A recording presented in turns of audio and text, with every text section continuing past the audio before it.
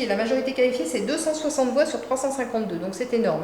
Si le Conseil ne réunit pas cette majorité qualifiée, la proposition d'implantation des OGM s'applique d'office. Voilà, la proposition de la Commission s'applique si le Conseil ne réunit pas la majorité qualifiée. Alors, qu'est-ce qui se passe avec le nouveau règlement? La proposition faite par la Commission en mars 2014, c'est une fausse avancée, enfin c'est présenté un peu comme une avancée par les médias en particulier, les médias français, mais c'est une fausse avancée, je vais vous dire pourquoi. Parce que cette proposition dispose qu'en cas d'OGM autorisé au niveau de l'Union européenne, les États pourront continuer sur leur territoire à s'opposer à l'implémentation et à la culture de ces OGM, mais, c'est le plus important, seulement pour des raisons autres que sanitaires et environnementales. Donc il faut que les raisons ne soient ni sanitaires ni environnementales. Une fois que l'autorisation a été donnée au niveau de l'Union européenne, ça ne pourra être rejeté sur chacun des territoires de chacun des États, mais que pour des raisons qui ne sont ni sanitaires ni environnementales. Or, vous voyez bien qu'en France, pourquoi on s'oppose à l'introduction des OGM? C'est essentiellement pour des raisons sanitaires et environnementales. Alors, je vous signale au passage, c'est une petite information supplémentaire, mais qui vaut quand même ce qu'elle vaut.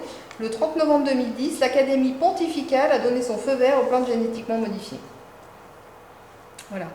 Alors, la France et les OGM, eh bien, c'est l'histoire d'une lutte des institutions étatiques contre l'invasion incontrôlée des OGM et contre la tendance à l'éclatement du territoire, relayée par l'Union européenne et par le gouvernement français. Vous avez la directive de 2001 qui n'a pas été transposée, on l'a vu tout à l'heure, la France a été condamnée en 2008 par la Cour de justice, mais la France avait déjà été condamnée en 2004. Elle n'avait pas subi d'amende à cette époque-là, la Cour de justice était moins agressive vis-à-vis des problématiques de transposition de directives, et elle avait été condamnée, mais sans conséquences pécuniaires. En 2006, la Commission a ressaisi la Cour de justice des communautés, qui s'est prononcée donc en 2008, une amende de 10 millions d'euros pour non-transposition. Donc la France a dû payer 10 millions d'euros. La directive a finalement été transposée par une loi du 25 juin 2008 relative aux organismes génétiquement modifiés et un décret du 13 juillet 2011, etc. etc. Il est aussi à noter qu'une ordonnance du 5 janvier 2012 qui portant diverses dispositions d'adaptation au droit de l'Union européenne dans le domaine de la prévention des pollutions et des risques est intervenue pour, une fois de plus, court-circuiter les discussions parlementaires sur les OGM et introduire en droit français des dispositions de façon à mettre le droit interne en conformité avec la directive européenne. Alors, le 24 septembre 2012, on a vu tout à l'heure que le Parlement européen s'était prononcé pour une indépendance des régions en matière de réglementation des OGM. Et en septembre 2012, le Conseil d'État, lui, a dénié aux maires toute compétence pour édicter une réglementation locale sur les OGM. Donc, on interdit la réglementation locale, mais au niveau de l'Union européenne, la réglementation régionale sera valable. À nouveau, c'est l'affaiblissement de l'échelon étatique. Hein. Voilà. Alors, on arrive à la fin de cette première partie, qui était quand même assez longue, hein, je le reconnais. Donc, l'Union européenne, quand on fait une petite synthèse de tout ce qu'on a vu, l'Union européenne revient sur les acquis qui ont fait la grandeur de l'Occident. Parce que l'Union européenne, c'est la fin du principe de la balance des pouvoirs. C'est un principe médiéval qui a été théorisé par John Locke à la fin du XVIIe siècle. Il revient sur la séparation des pouvoirs, exécutif, législatif, judiciaire, qui a été théorisé par Montesquieu à la fin du XVIIe et au début du XVIIIe siècle. Donc ça, ce sont quand même des acquis sociétaux et politiques qui sont très très anciens. L'Union européenne revient également sur la protection des individus contre les corps constitués. Revient sur la notion de souveraineté populaire, on l'a vu, qui a été portée par les États souverains issus de la Révolution française de 1789. Donc on assiste à la fin du régime parlementaire, au retour à un système de parlement d'ancien régime, où les parlements ont en quelque sorte un droit de remontrance, mais n'ont plus l'initiative des lois.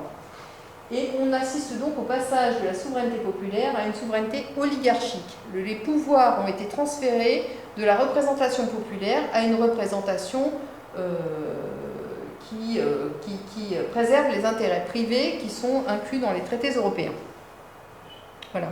Donc depuis les traités de Maastricht et de Lisbonne, on assiste à un coup d'État permanent. Je ne sais pas si certains d'entre vous connaissent le livre que François Mitterrand avait écrit dans les années 60 pour dénoncer le gouvernement de Charles de Gaulle. Mais là, nous, on assiste concrètement à un coup d'État permanent depuis déjà des décennies. Et les Français, de facto, ne vivent plus sous le régime de la Ve République, comme on veut le leur faire croire. Personne ne leur dit ça. Mais nous vivons sous un nouveau régime qui est le régime de l'Union européenne. Nous avons vécu un changement de régime politique en toute discrétion, n'est-ce pas, puisque je n'ai aucun souvenir d'aucun parti nous ayant un jour averti du fait que nous ne soyons plus en Ve République, ni même en République. Je ne sais pas si vous êtes informés, mais je ne crois pas que ça a été dit sur la place publique. Voilà. Alors, on va arriver maintenant à la deuxième partie de cette petite présentation. Elle sera plus courte que la première, je vous rassure. Et je vais plutôt axer cette partie sur la détermination des grandes orientations qui sont incluses dans les traités européens. Parce que je vous ai parlé tout à l'heure des intérêts privés inclus dans les traités européens, mais ces intérêts privés, on va les détailler un peu pour voir comment est-ce qu'ils sont organisés au sein même des traités. Alors, premièrement, il y a la libre circulation des travailleurs à l'intérieur de l'Union européenne. Deuxièmement, on a la libre circulation des marchandises. Troisièmement, on a la libre circulation des capitaux, mais là, ce n'est pas à l'intérieur de l'Union européenne, c'est mondial. La libre circulation mondiale des capitaux est intégrée dès l'origine dans les traités européens. Et on a une quatrième tendance de fond qui est une tendance lourde parce qu'elle confirme les trois autres tendances, mais avec des implémentations financières et des implémentations militaires très importantes, puisque la défense militaire de l'Union européenne est assujettie à l'OTAN. Voilà. Alors, on va revenir sur la première des grandes libertés incluses dans les traités européens. C'est la libre circulation des travailleurs à l'intérieur de l'Union européenne. C'est l'article 45 du traité sur le fonctionnement de l'Union européenne. Alors, je vous le lis. La libre circulation des travailleurs est assurée à l'intérieur de l'Union. Elle implique l'abolition de toute discrimination fondée sur la nationalité en ce qui concerne l'emploi, la rémunération et les autres conditions de travail. Dans les autres conditions de travail sont inclus la protection sociale. La protection sociale fait partie intégrante des autres conditions de travail. Alors, qu'est-ce que ça veut dire concrètement? Concrètement, les conséquences en droit français.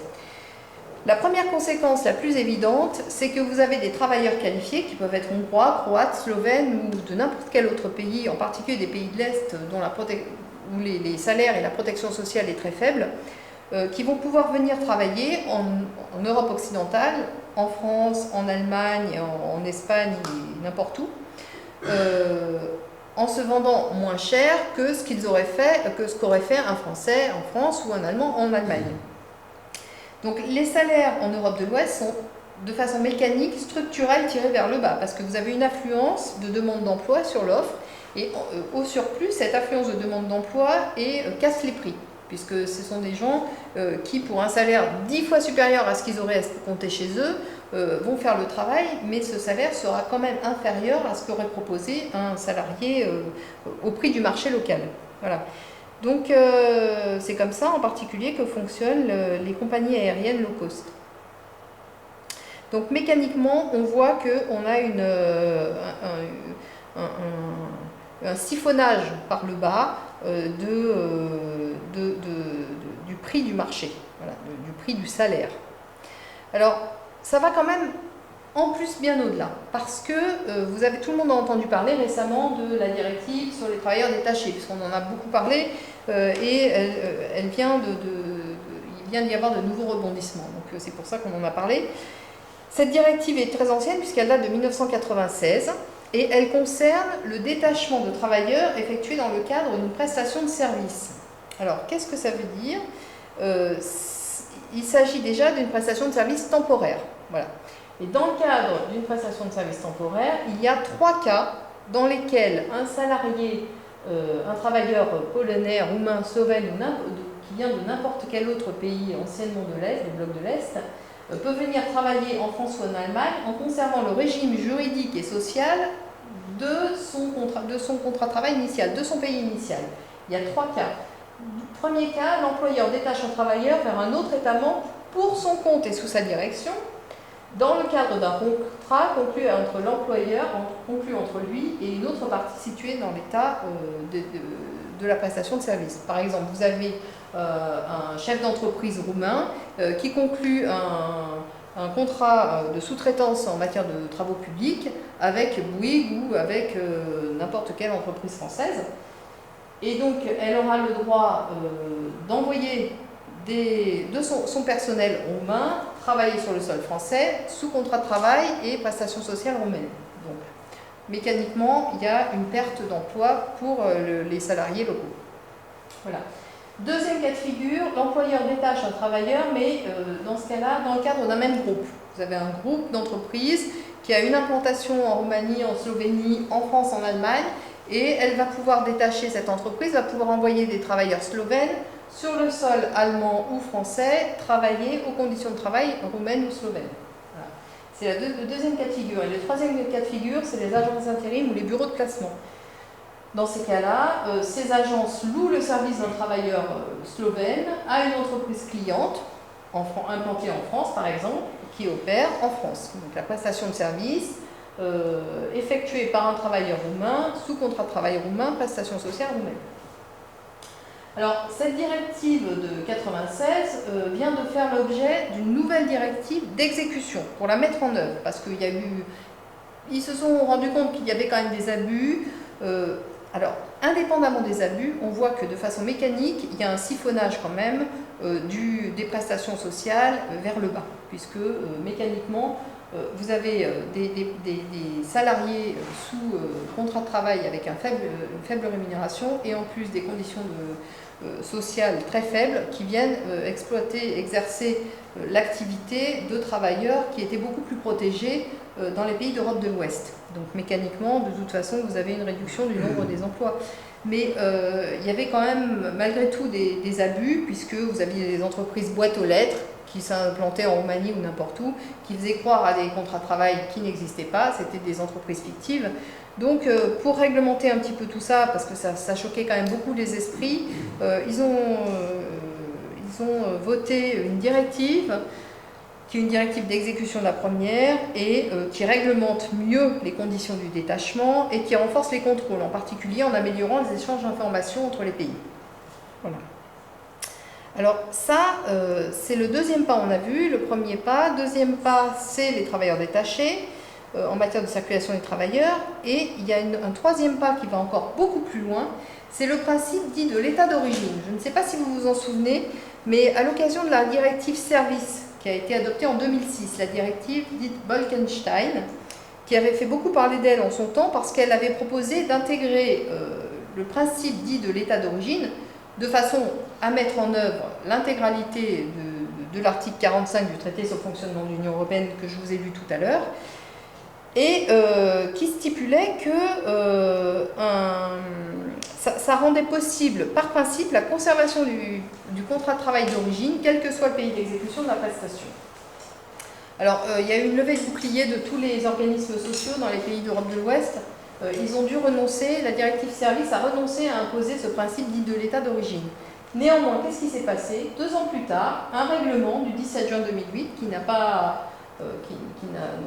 dont personne n'a jamais entendu parler, qui est applicable aux obligations contractuelles, donc pas applicable, disons, dans les termes qui ne parlent pas de travailleurs, mais des obligations contractuelles en matière de contrat de travail, eh ben, ça s'applique, qui reprend le principe de l'état d'origine qui avait été abandonné par la directive service, mais en pire, si je puis dire. Parce que dans l'article 2 de ce règlement, il est indiqué « La loi désignée par le présent règlement s'applique même si cette loi n'est pas celle d'un État membre ». Donc c'est le principe de l'état d'origine en pire, et ça va au-delà de l'article 45 du traité sur le fonctionnement de l'Union européenne qui, lui, parle de la liberté de circulation des travailleurs à l'intérieur de l'Union européenne. Là, il ne s'agit plus de l'intérieur de l'Union européenne. On est comme dans la circulation des capitaux, circulation mondiale, hein, puisque la loi désignée s'applique même si cette loi n'est pas celle d'un État membre. Voilà.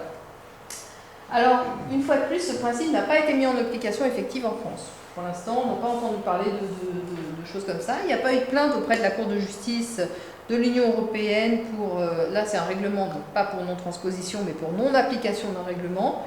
Il n'y a pas eu tout ça, donc personne n'entend parler, ça reste un magma, un contexte non explicite, mais qui existe quand même, hein. Les textes sont là. Alors, d'une façon générale, c'est ce que j'expliquais tout à l'heure, lorsqu'un texte va trop loin par rapport au degré d'acceptabilité des peuples, il reste inappliqué, un laps de temps qui peut même être très long, hein, ça peut aller jusqu'à 10-15 ans. Puis un jour, à la faveur d'une action devant la Cour de justice, le principe en question, qui n'était pas appliqué, revient par la fenêtre et finit par s'appliquer moyennant une condamnation pécuniaire des États.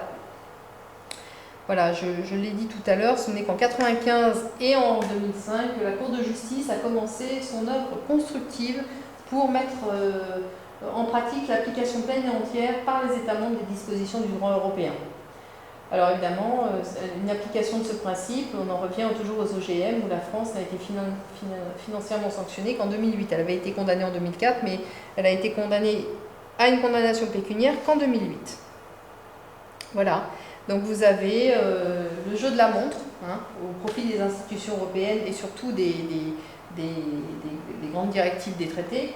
Vous avez une directive ou un règlement qui est trop difficile à accepter pour les peuples. Donc soit il est battu en brèche, soit il revient, il existe mais on n'entend pas parler, il n'est pas mis en application, les peuples ne sont pas contents. On joue la montre, on laisse passer du temps et puis un jour... soit un État, soit la Commission, soit une entreprise intervient auprès de la Cour de justice pour faire un recours et demande à ce que l'État qui n'a pas appliqué le règlement, la directive ou une des conséquences du traité, des traités constitutifs, soit condamné à de lourdes amendes financières. Voilà. Ça, c'était le premier principe. Donc, on a vu liberté de circulation des travailleurs à l'intérieur de l'Union européenne et avec le règlement de 2008, ça va au-delà puisque ça peut même aller au-delà des frontières de l'Union européenne. Le deuxième principe, c'est la libre circulation des marchandises. C'est l'article 32 du traité sur le fonctionnement de l'Union européenne. Alors, la Commission fixe les tarifs douaniers. Alors, c'est très important parce que tous les termes comptent. En promouvant les échanges commerciaux entre les États membres et les pays tiers, en ayant soin d'accroître la force compétitive des entreprises et en veillant à assurer une expansion de la consommation dans l'Union européenne. Il y a trois principes à mettre en œuvre que la Commission doit avoir à l'esprit et mettre en œuvre à tout. Ça prime tout le reste. Alors, les conséquences, en particulier en France, mais dans tous les États membres, hein. Donc les États perdent la capacité de fixer des taxes à l'importation ou à l'exportation. Les droits de douane, c'était quand même un levier qui servait à protéger les productions intérieures. Donc ça, c'est définitivement supprimé. Deuxièmement, vous avez des produits de marque française, mais dont la fabrication a été délocalisée dans d'autres pays, qui peuvent venir vendre sur le sol français sans aucune contrainte douanière ni tarifaire les produits qu'elles ont été délocalisés ailleurs. Donc ça engendre une certaine indépendance des entreprises par rapport à leur état d'origine, duquel elles avaient pourtant souvent profité au moyen soit de subventions, de toute façon avec l'utilisation des infrastructures publiques, éventuellement les utilisations de moyens diplomatiques pour obtenir des contrats à l'étranger, etc. Donc vous avez l'entreprise qui se crée en France, qui bénéficie de tout ce conditionnement public intéressant, qui permet une mutualisation des efforts financiers. L'entreprise bénéficie d'un apport extérieur par l'État. Et une fois que cette entreprise est viable et peut voler de ses propres ailes, elle est incitée à se délocaliser et à faire échapper à son état d'origine toutes les recettes et les richesses qu'elle va créer par la suite. Donc vous avez une mutualisation des efforts financiers au départ et une privatisation des recettes à l'arrivée, ce qui revient à une spoliation consentie des États. Parce que les États seront à la fois enjoints d'augmenter leur consommation, l'accroissement de la consommation, mais en même temps de voir la disparition de son industrie et de son savoir-faire. Donc elle perd sa capacité créative et de création de richesses, et en plus elle est enjointe de consommer. Donc il y a un appauvrissement, c'est une spoliation consentie par les États sur leur propre territoire. Alors on peut très bien illustrer ce phénomène, par exemple avec les entreprises automobiles. Les entreprises automobiles, vous avez Renault et PSA, qui ont vécu les dernières années une diminution drastique de leur production automobile en France. Alors, d'une part à la cherté de l'euro par rapport au dollar, qui rend les voitures fabriquées hors zone beaucoup plus compétitives que celles qui sont fabriquées au sein de la zone euro, qui est une monnaie beaucoup trop forte pour les entreprises françaises. Donc les pays de la zone euro sont incités à produire hors zone euro.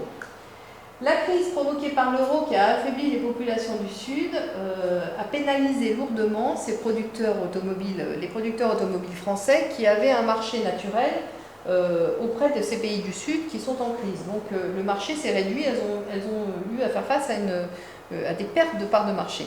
Donc elles sont d'autant plus incitées à aller produire à moindre coût à l'extérieur des frontières de la France et éventuellement à l'extérieur des frontières de la zone euro, on l'a vu au-dessus. Et effectivement, les articles 32 et 63 du traité sur le fonctionnement de l'Union européenne qui incitent aux délocalisations d'usines de façon à réduire les coûts de production et en particulier les coûts salariaux. Donc, par exemple, le 22 mai 2014, on a appris que PSA allait délocaliser en Slovaquie sa production de C3. Voilà. Donc, je vous renvoie, si vous voulez plus de détails sur ces explications économiques et financières, à un article de François Asselineau, très, très détaillé et très explicite sur le cas de la production automobile française. Alors, la dernière liberté, grande liberté promue par les traités européens, c'est vraiment une liberté de fond, c'est la liberté mondiale, je veux dire, de circulation des capitaux. Parce que, on l'a vu, la circulation des capitaux, c'est pas à l'intérieur des frontières de l'Union européenne, c'est dès l'origine dans les traités une liberté générale et mondiale. Alors l'article 63 du traité sur le fonctionnement de l'Union européenne dispose « Toutes les restrictions au mouvement de capitaux entre les États membres et les pays tiers sont interdites. Toutes les restrictions au mouvement au paiement entre les États membres et entre les pays tiers sont interdites. » Alors,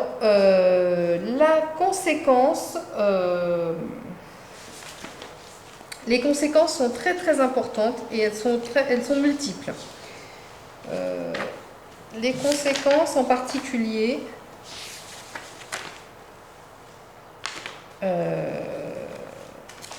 sont les suivantes. Alors vous avez une obligation de libéraliser tous les services publics, ouverture totale des marchés à la concurrence.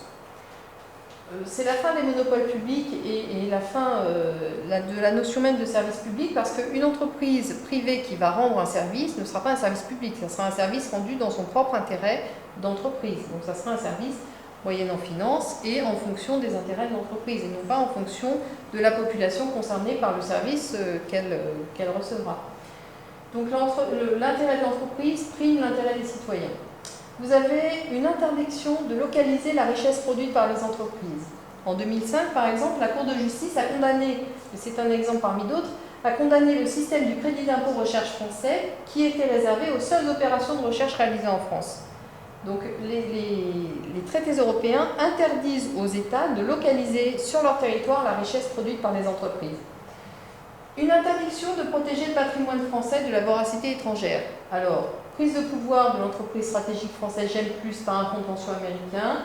On a vu Château Gevrey-Chambertin qui a été récemment racheté par un investisseur chinois. Alstom, encore plus récemment racheté par General Electric. Mais cette impossibilité, cette interdiction de protéger le patrimoine est asymétrique, parce que dans la plupart des grands États, de tous les autres États du monde, le pouvoir politique s'oppose à ce que des intérêts stratégiques et à ce que le patrimoine public soit racheté par des intérêts étrangers. Donc c'est en particulier le cas en Chine, puisque aucun investisseur étranger ne pourrait se porter acquéreur d'un grand jardin de thé chinois, par exemple. Mais c'est également le cas aux États-Unis d'Amérique, puisque il y a beaucoup d'exemples de protectionnisme américain, mais je vous donne celui-là qui s'est passé en 2008, où l'État américain s'est opposé au rachat de 3Com par le groupe chinois Huawei. Alors, les conséquences, évidemment, c'est l'ouverture de l'espace européen à tous les capitaux étrangers, l'interdiction faite aux États de localiser la richesse produite et la fin des services publics.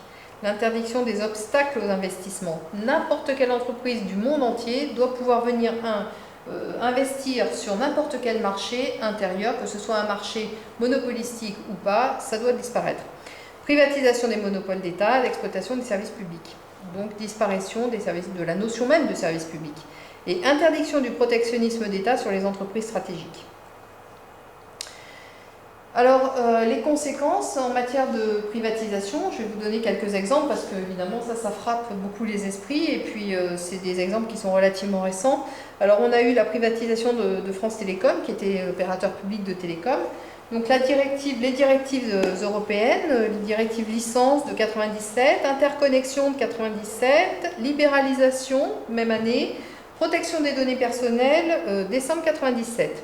Les conséquences en France, je précise d'ailleurs que le gouvernement français avait anticipé sur les tendances lourdes de l'Union européenne, puisque dès 1990, le gouvernement français a donné à France Télécom une autonomie financière de gestion, puisque vous savez qu'auparavant, France Télécom était dépendant du ministère des Postes et Télécommunications. Alors, en 1996, France Télécom devient société anonyme. Et en octobre 1997, donc après l'intervention des directives en question, l'État, c'est-à-dire en l'occurrence c'est Lionel Jospin, donc l'État socialiste, a vendu 21% des parts de l'opérateur public, soit environ un quart de son capital détenu. En septembre 2004, l'État a encore vendu des participations publiques. En juin 2007, l'État continue à céder des participations publiques de façon à ce qu'aujourd'hui, il ne lui reste que 27% de participation dans l'entreprise privée, maintenant privée, qui, le 1er juillet 2013, ne s'appelle plus France Télécom, mais devient Orange. Alors, la SNCF, on a le même topo, même système de privatisation. Donc, vous avez les directives de 91, deux directives de 91, deux directives d'application des premières qui datent de 95, donc deux directives 95, deux directives 91, application 95, et la traduction en droit français, transposée dès 1995, puisque en 96, vous avez la création d'un EPIC, établissement public industriel et commercial, Réseau ferré de France, pour gérer l'infrastructure, qui est la propriété du réseau.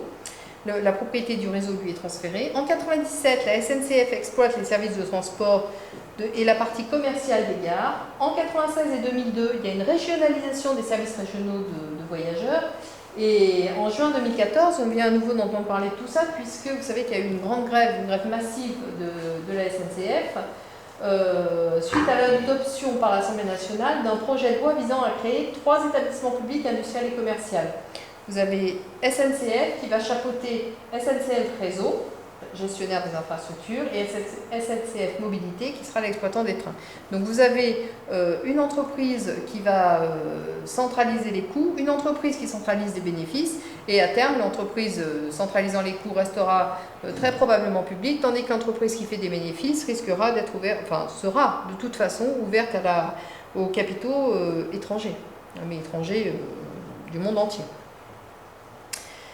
Alors, même topo en matière d'électricité, vous avez dérèglement des services de l'électricité, directive de 96, 2003, 99, 2000, 2003, 2004 et 2007, qui ont été traduites en France, notamment par la loi dite NOM, Nouvelle Organisation du marché de l'électricité, du 7 décembre 2010,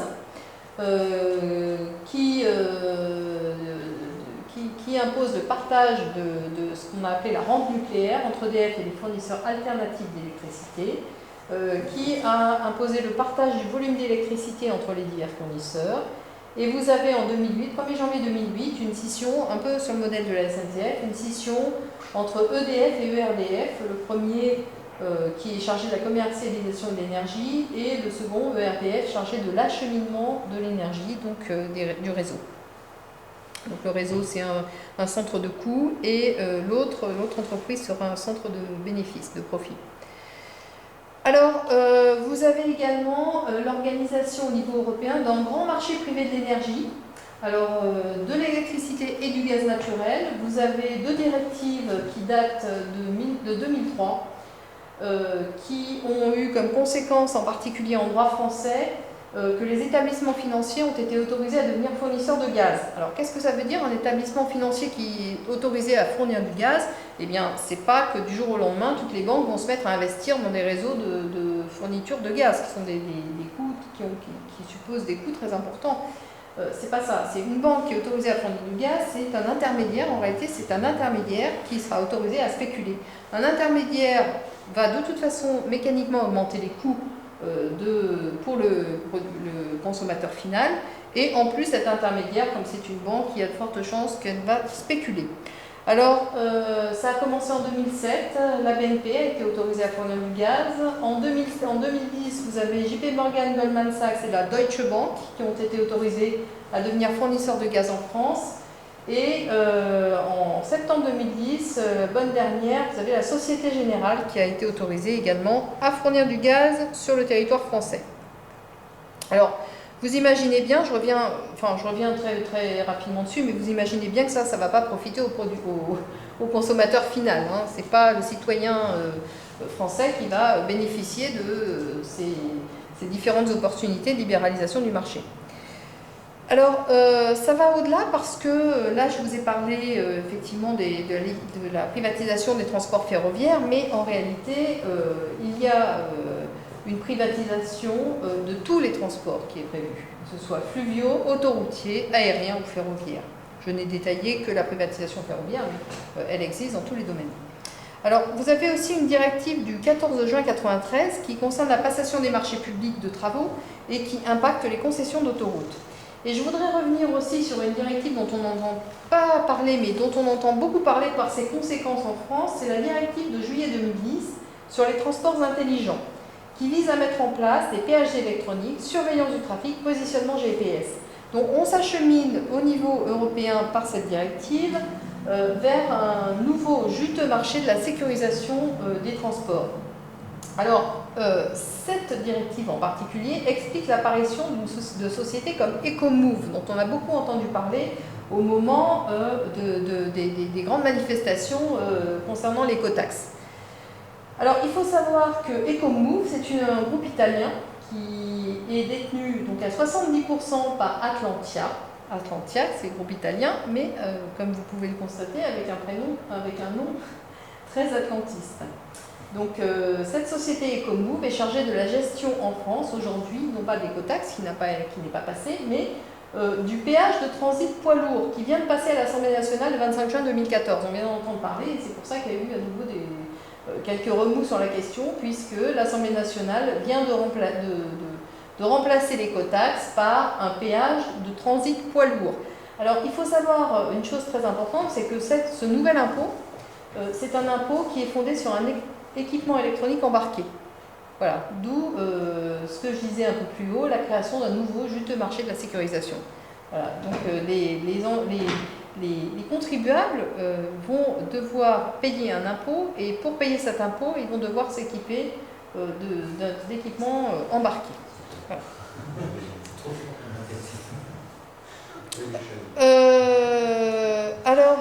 C'est vrai que ça porte à rire, mais c'est quand même très légèrement tragique sur le fond.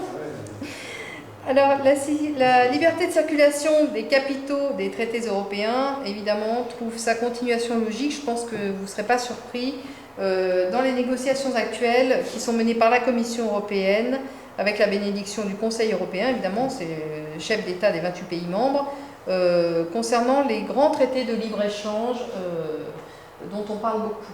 Alors vous avez le TAFTA qui est négocié actuellement entre l'Union européenne et les États-Unis d'Amérique. Ce TAFTA, c'est l'équivalent de l'ALENA qui a été conclu en 1994 entre les États-Unis, le Canada et le Mexique. Donc c'est l'avant-garde de l'unification du grand marché euro-atlantique qui est prévu depuis de très longues dates, ça remonte même au début du XXe siècle. Vous avez l'AECG entre l'Union européenne et le Canada. Et vous avez le TISA, dont on commence aujourd'hui à entendre parler, mais qui est déjà négocié depuis un an, qui est un accord sur la libéralisation poussée du commerce des services entre l'Union européenne, les États-Unis d'Amérique et 21 autres États. Alors, il faut savoir que le TISA, si le TISA, qui est actuellement négocié, est ratifié par la France, ça sera la fin de tous les services réglementés en France. Donc tout ce qu'on a connu, il y avait des services qui étaient protégés, comme les notaires, etc. Tout ça sera élimé. Donc je pense qu'il y aura des résistances.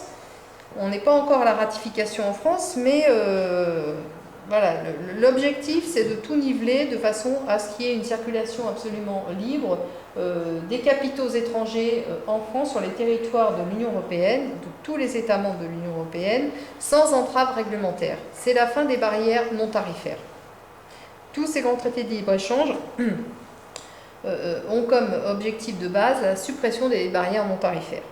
Voilà. Alors en conclusion de deuxième partie, puisqu'on arrive à la fin de cet exposé, j'espère que ça n'a pas été trop long pour vous. Les traités européens, une petite synthèse, hein, ça fait pas de mal, mettent en concurrence les systèmes de protection sociale de tous les pays membres de l'Union.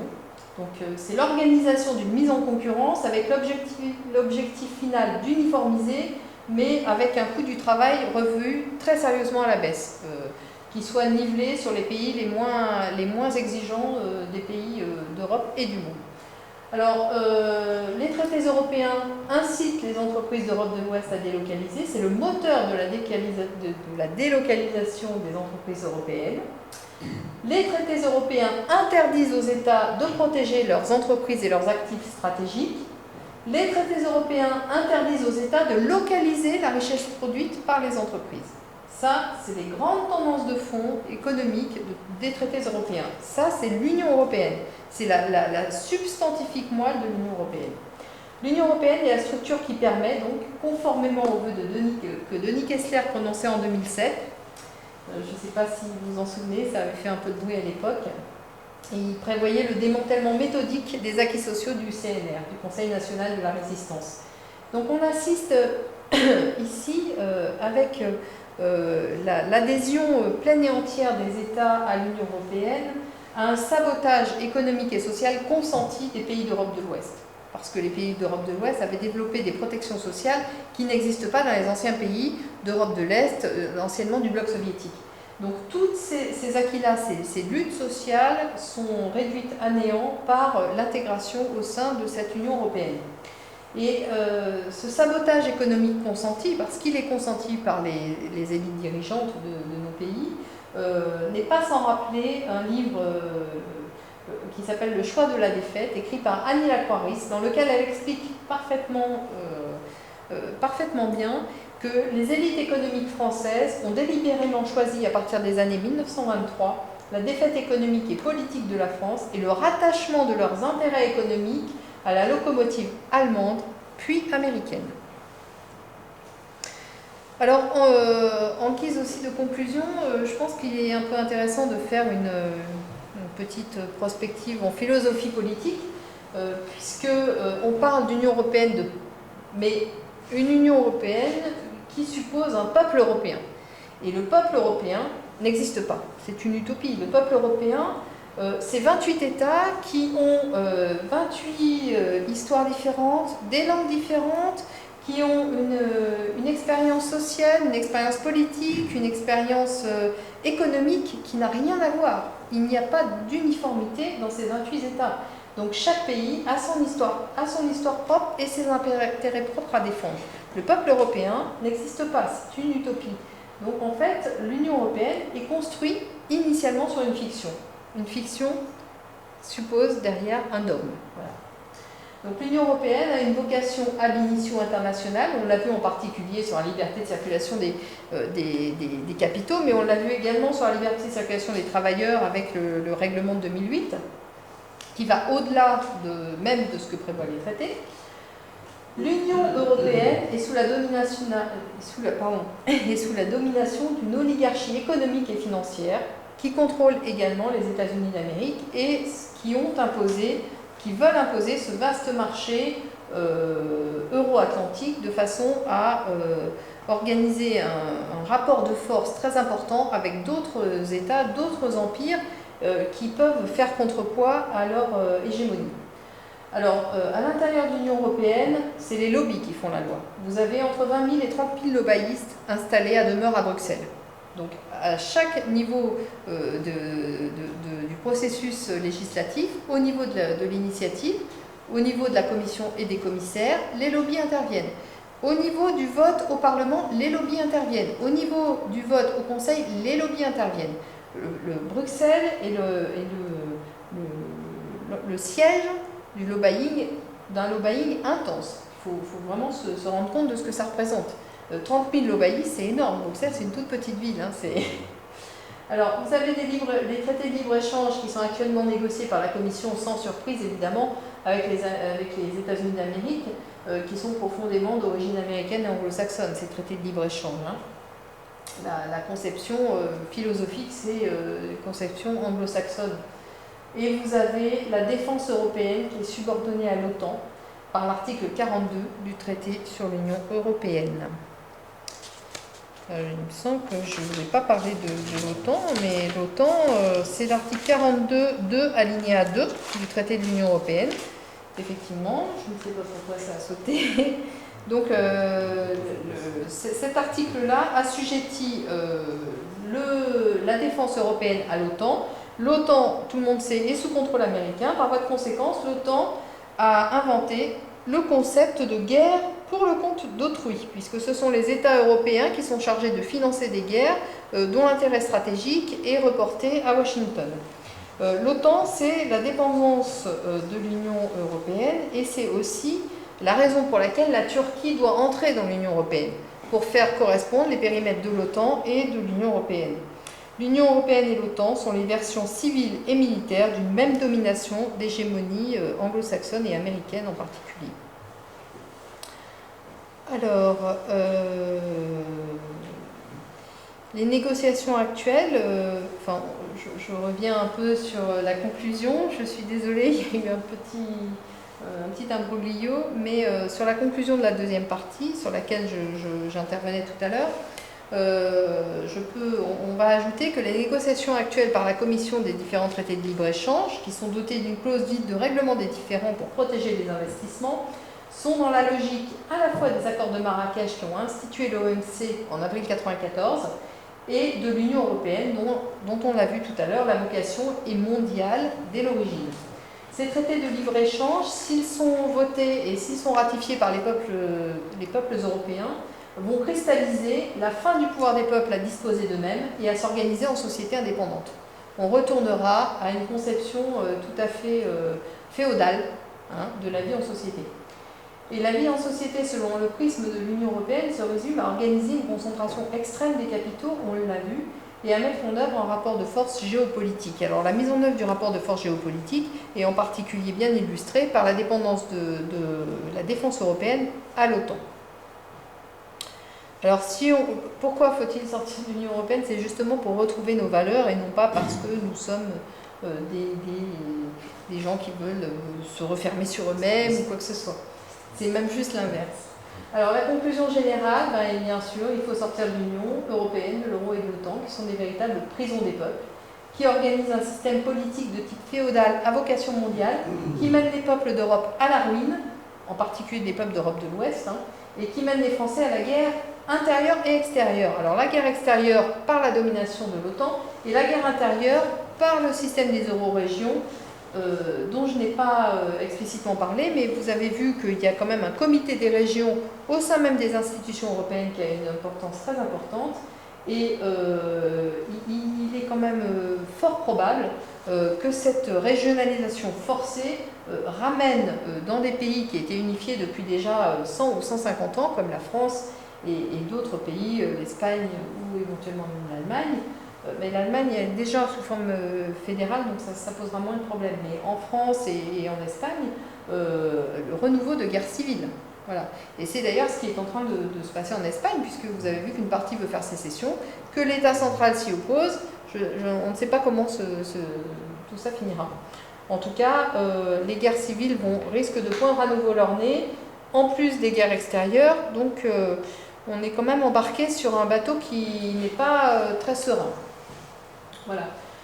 Alors, en conclusion définitive cette fois, je n'ai pas développé dans cette conférence l'intégralité des instruments qui sont aux mains des dirigeants de l'Union européenne pour asservir et anéantir les États. Et en particulier, évidemment, c'est pourquoi supprimer les États? Parce que si vous supprimez des échelons qui sont importants et qui peuvent faire contre-pouvoir, vous supprimez des marges de manœuvre au niveau de l'Union européenne. Et donc, ces marges de manœuvre doivent exister à tout prix. C'est la raison pour laquelle on met en œuvre l'adage divisé pour mieux régner. Alors, effectivement, les eurorégions s'inscrivent dans cette politique de diviser pour mieux régner. Et la disparition des États-nations était dès le début inscrite dans les conditions de fonctionnement de l'Union européenne. Voilà. Elle a toujours été conçue initialement, et il faut se renseigner. Il y a des facilités actuellement pour se renseigner sur l'origine des institutions européennes. C'était conçu dès le départ comme quelque chose de fédéral. Voilà, fédéral avec les eurorégions.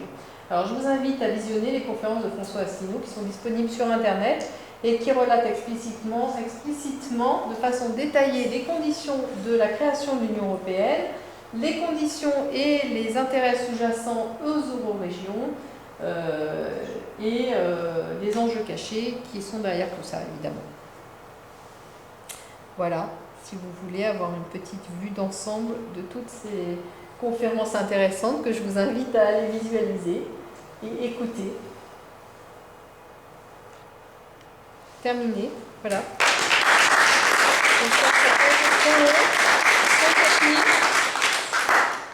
Merci à vous. J'espère que c'était pas trop théorique non plus. J'ai essayé de rendre un petit peu vivant parce que c'est vrai que c'est des questions qui sont souvent assez ardues. Mais il faut quand même vraiment se rendre compte que derrière le discours lénifiant que les médias nous imposent, il y a des rapports de force, des pouvoirs, des intérêts privés qui sont à l'œuvre. Et ces intérêts-là vont balayer tout sur leur passage. Donc, évidemment, à l'échelon individuel, on ne peut pas faire grand-chose. Néanmoins, être averti et connaître la réalité derrière l'apparence, ça aide quand même, quoi qu'il arrive, à prendre conscience des choses, à renverser l'ordre du pouvoir autour de soi, ensuite auprès des gens qui sont censés nous représenter, et pourquoi pas, en rêvant un peu, faire changer à terme le cours des événements. Mais c'est vrai qu'aujourd'hui, l'avenir est quand même assez sombre. Vraiment, l'avenir économique, l'avenir politique et l'avenir militaire, je dirais. Hein, puisque l'Union européenne, là, aujourd'hui, on a une guerre qui est en Ukraine. L'OTAN est intéressée à cette guerre. Nous, on fait partie de l'OTAN. Dans quelle mesure ça risque pas de dégénérer, comme dans les grands conflits du XXe siècle, on n'a pas de certitude là-dessus non plus. Hein. Voilà. Bon. Sylvain, tu as quelque chose à ajouter? Si vous avez des questions, n'hésitez pas. Si vous avez des questions, oui, éventuellement. Oui. Alors, les barrières douanières étaient un moyen de protéger un petit peu les, bien sûr, les industries. Comme vous l'avez montré. La Commission donc vote la suppression des barrières tarifaires, ça c'est dans les traités européens. L'abaissement. Oui, abaissement en vue de suppression, on va dire. Voilà. Mais les pays tiers, eux, gardent leur prérogative. Bien entendu. Ah oui, là on est au sein de l'Union européenne. Ça c'est toujours asymétrique. C'est comme la protection des investissements étrangers. Nous on a l'interdiction de se protéger, mais les pays étrangers n'ont pas du tout cette interdiction-là. On est toujours dans un rapport de force asymétrique de façon à nous affaiblir définitivement pour imposer une domination plus importante, hégémonique, anglo-saxonne et commerciale. Voilà. Donc on est dans ce contexte de rapport de force, vraiment on est un rapport de pouvoir entre les autorités, tout ce qui s'est construit autour de ce qu'on peut appeler bien commun, autorité publique et groupe de défense de l'individu, par rapport aux intérêts anglo-saxons qui sont des intérêts purement de droit privé et qui sont des intérêts lucratifs. Hein, vraiment. Je vous ai parlé de l'article 54 du traité sur l'Union de fonctionnement. C'est l'article 54 du TFUE, du traité sur le fonctionnement de l'Union européenne, qui assimile les personnes physiques aux personnes morales à but lucratif. Hein. Attention, les personnes morales sans but lucratif ne sont pas assimilées. Donc vraiment, on voit que tout ce qui est à but non lucratif n'a pas tellement droit de citer en Union européenne. Et cet article-là, en lui-même, il est inquiétant. Pourquoi? Parce que il renvoie quand même dans l'imaginaire à assimiler une personne, une fiction, puisqu'une personne morale c'est une fiction, c'est quelque chose qui n'existe pas, qui n'a pas de réalité concrète. Ça a une réalité financière, en effet, par des comptes en banque, etc. Ça a une réalité parce que c'est une organisation, une mise en commun de travail pour aboutir à une certaine fin. mais ce n'est pas un organe comme une personne privée, comme une personne humaine. Voilà. Et assimiler quelque part ces deux entités qui n'ont rien à voir, ça laisse présager aussi l'idée on peut faire en sens inverse la même opération, se dire un jour on va assimiler le corps humain et l'entité humaine à une fiction qui est à but commercial. Vous voyez où je veux en venir, ça va très loin. Ça veut dire non seulement le corps humain, mais tous les produits du corps humain, etc. Les génomes,